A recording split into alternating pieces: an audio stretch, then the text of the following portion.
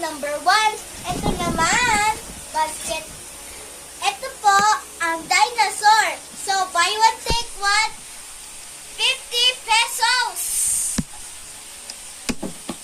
So, basket number 2,